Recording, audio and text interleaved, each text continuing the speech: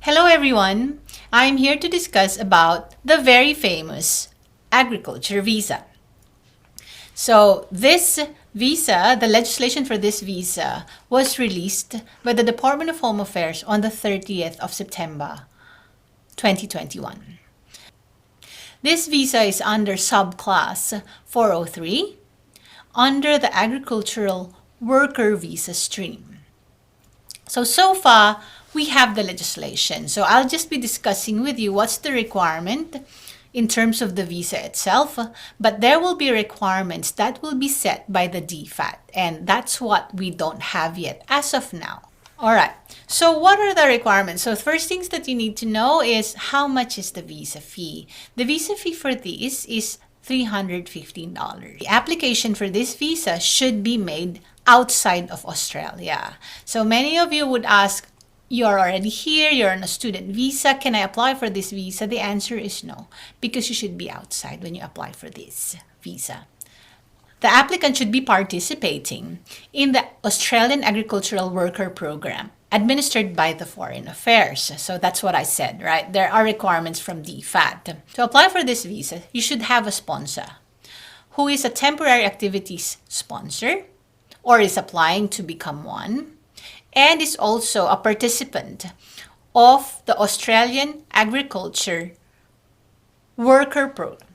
You also have to have a health insurance when you apply for this visa. It's usually just a monthly fee between maybe $90 to $120 a month, depending on the cover that you will choose. You should also have adequate funds to support yourself. So how do you show that? It can be money from your bank, or it can be the money that you will be receiving as your salary for this visa. There's also a character requirement for this visa, which means that you might be asked to present your police certificate from each country that you've lived in for at least 12 months in the last 10 years. Basically, the requirements for the visa is very easy. It doesn't even ask you for English requirements. It doesn't have age requirements. That's the usual questions that people have. Another thing is that people ask, can I apply now? Well, the legislation is available, but the information, the requirements for employers, and even the target, there should be a quota per country, is not yet available from the DFAT website. So I suggest that you check that regularly. The website is provided here. And then from there, you would see the requirements for each employer.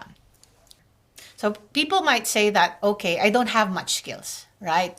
And I'm over 45 years old, then I'm eligible. It's not as easy as that. When the DFAT then publishes the requirements for the employer, then the employers would have different requirements for each employee, right? It might be that if you're being hired as a farmer, they might ask for work experience as a farmer, right? So those are the things that we don't know yet. So another thing that I like to cover is, it says agricultural visa. So what kind of roles are there? What we know so far, I'll read it through. This is coming from the DFAT website.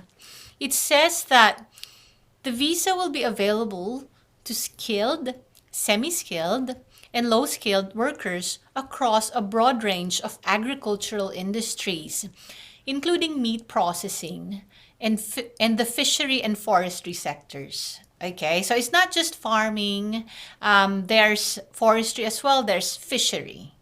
All right, so it's for skilled, semi-skilled, and low-skilled. So it can be that the employer would look for a highly experienced farmer, or maybe someone who can work in the fishery sector, or it can be very low skilled, such as picking fruits.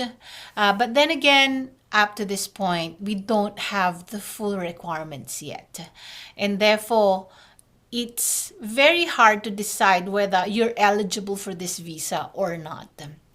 What I've discussed is just the overall requirements for the visa itself. Now, I wanted to end this episode with a warning. It's a warning for you not to engage with illegal recruiters. Why? Because yes, there's the visa, but there's no requirements yet for the employers. There's no targets yet for each country, so we don't even know how many are eligible for this. And so if somebody is recruiting you as a farmer or a fisherman or a role in the forest because of this visa, you just have to make sure that they are legitimate companies, okay? That they are legal companies. And also, if they give you information that these are the requirements, make sure you verify that. The information should be published at the DFAT website. And I have provided that here. So you just have to check it regularly because the last update was on the 30th of November 2021. So there's no information yet as of today when we are filming this, which is the 29th of October 2020. Once we have further information from the DFAT, we will be happy to create a new video for you, or we can provide information from our website or from our Facebook page. And if you need assistance for this visa, once every information is available, we will be happy to help you. Thank you.